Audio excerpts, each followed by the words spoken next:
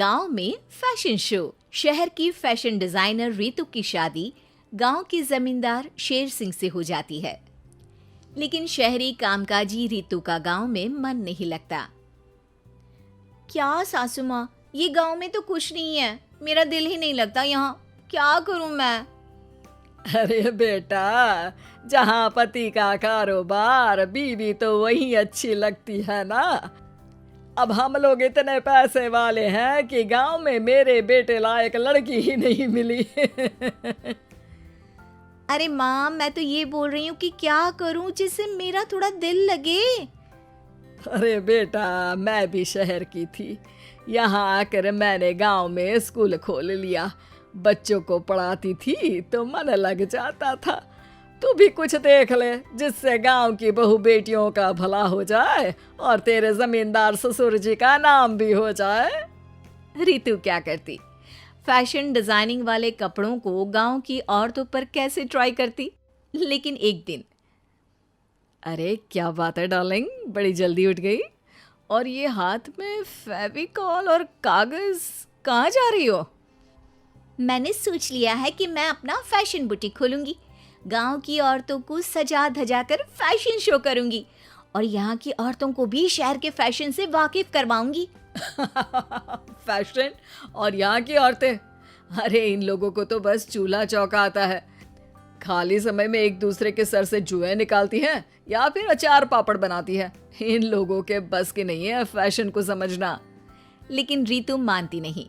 वो पूरे गांव में पोस्टर चिपका देती है कि किसी को भी नए डिजाइन के कपड़े पहनने का शौक है तो जल्दी जमींदार की बहू से मिले। लेकिन रितु की दुकान में 2 दिनों तक तो कोई आता ही नहीं। पर एक दिन, अरे कमला, क्या हुआ? क्या देख रही हो? ये पुतला देख रहा है दीदी। क्या दिख रहा है इसमें ऐसा? अब देखो तो दीदी, ये पुतला मेरे जैसा ही है ना, पतला दुबला लंबा, बस मैं काली और ये गोरा। तू ये बता, इस पुतले के कपड़े तुझे कैसे लग रहे हैं? अरे कपड़े तो बहुत ही सुंदर है दीदी, लेकिन तू ना बस कल इसी समय आ जाना और अपने जैसी 2-3 और को भी ले आना। अगले दिन कमला 2 लड़कियों को लेकर आ जाती है। रितु उन लोगों को अपने हाथ के सिले कपड़े पहनाती है और घर भेज देती है। उन लोगों को गांव की दूसरी औरतें भी देखती हैं।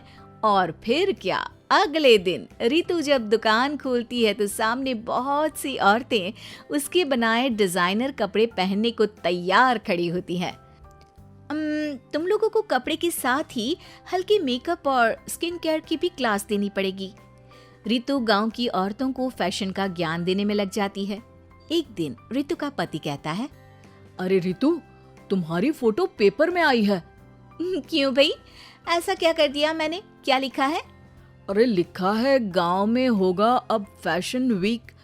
अरे हाँ, कल ना कोई फोन आया था मीडिया वालों का, तो मैंने भी बोल दिया कि फैशन शो तो अब गांव में होगा। लग रहा है उसी की खबर बना दी है।